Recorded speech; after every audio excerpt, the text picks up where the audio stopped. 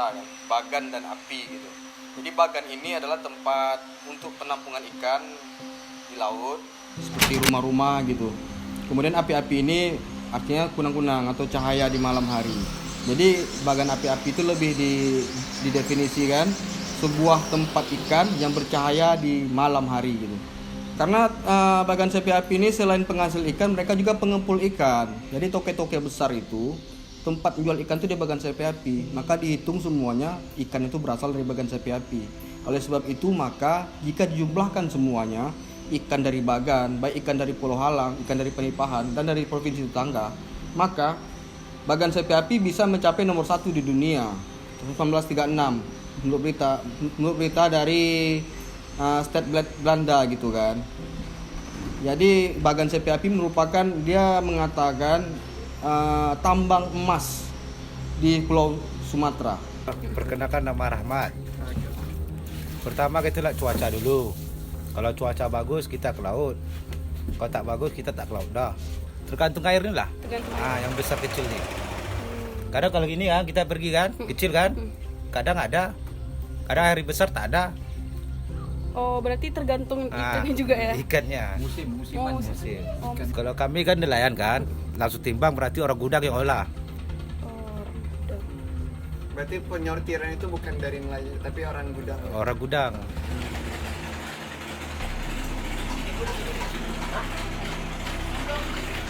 Ya memang itu tank kedua betul. Dari laut itu kan dibeli, baru diolah, baru dibikin ikan asin itu. Ya dibersihkan sambil dibikin sampai siap lah gitulah, sampai bisa dijual. Nah. Biasanya dulu Pak, ikan mas ini ada ekspor keluar ya Pak, ke daerah Pekanbaru, Siak gitu. Sampai ke Batam. Sampai daerah Batam lah. Sampai Batam. Jadi orang-orang tuh yang datang ke Bagan buat beli ikannya atau dikirim bisa dikirim juga ada, orang dari sana pun kemari ada. Orang Batam pun sini ada, mau dikirim ke sana ada. Tergantung permintaan lah.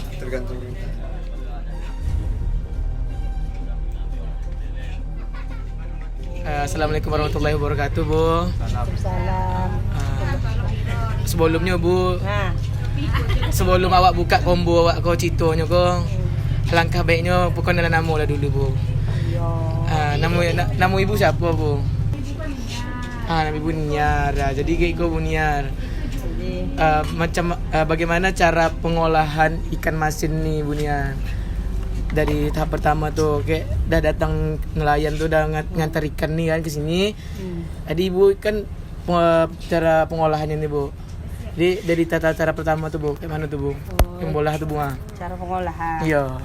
Itulah dibolah lah ikan tuh dulu. Udah dibolah. Udah dibolah ikan itu mah di es.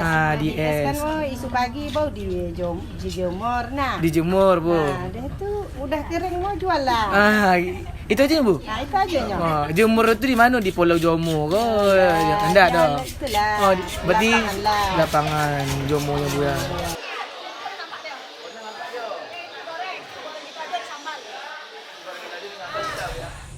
Waalaikumsalam warahmatullahi wabarakatuh. Sebelumnya saya Sofia, pemasaran di Pasar Datuk Rubiah di Kota Bagan api-api.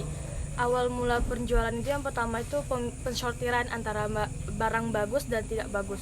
Yang layak dipilih itu barang yang bisa dijual dan dikonsumsi oleh masyarakat. Dalam proses pengolahan itu kan ada ikan segar dan akan tidak segar. Yang segar itu ada pembedanya itu lebih wangi, terus dia lebih bersih, lebih cerah warna ikan asinnya. Sementara kalau dia layak itu dia kayak berjamur, terus baunya bau busuk. Berarti itu yang cara pembedaannya. Kalau dari Bagan itu lebih ke kayak ikan duri, ikan blokang. Terus yang lebih dikenal sama masyarakat itu hingga keluar itu lumi, siting atau lome sering dibilang orang. Siting atau lome. Itu yang dikenal sampai keluar kota. Bahkan ada ikan namanya samge, itu ikan gulamo yang diasinkan. Samge. Kalau misalkan daerah di Bagan api-api itu sendiri, yang mana ini kan penghasilnya ya gitu. Orang luar pun banyak belinya di sini gitu. Tapi kalau orang daerah di sini pun yang senang mengkonsumsi ikan asin juga nggak sih? Senang. Senang. Dan pasti ada yang beli terus gitu. Wah, apa setiap hari ada yang beli? Pasti. Dan itu memang konsumsi wajib bagi masyarakat. Oke. Jadi Sebagai pengenak makan kata orang. Saya Ina, warga Bagan Api di wilayah Bagan Jawa pesisir. Kalau untuk ikan asin yang saya gunakan ya sehari-hari seperti ikan belukang kata orang sini kan, itu enaknya digulai dengan daun ubi kan. Bisa juga disambal dengan terong, sambal lado hijau, sama jengkol.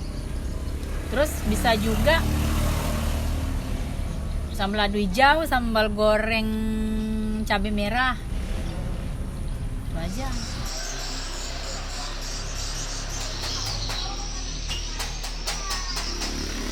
Ikan asin di Bagan ini dia sangat ibaratnya itu steril ya, lebih steril daripada ikan asin yang lain.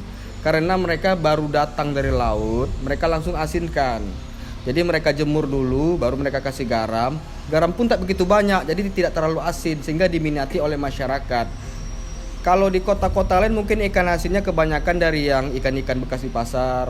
Nah, kemudian diasinkan lagi. Kalau di Bagan sendiri enggak. Jadi Bagan Api ini yang terkenal dengan ikan asinnya yang tipis-tipis itu. Ikan asin apa namanya, Pak? Ikan lumek kata orang Bagan. Ya. Dan itu jadikan oleh-oleh sama orang Bagan sendiri bila ada keluar kota. Jadi keutamakan atau istimewanya ikan asin di Bagan Api ini rasanya tidak terlalu asin. Tetapi sangat mantap sekali rasanya gitu. Pas disajikan, apalagi ditambah dengan belacan khas Bagan Api. Begitu.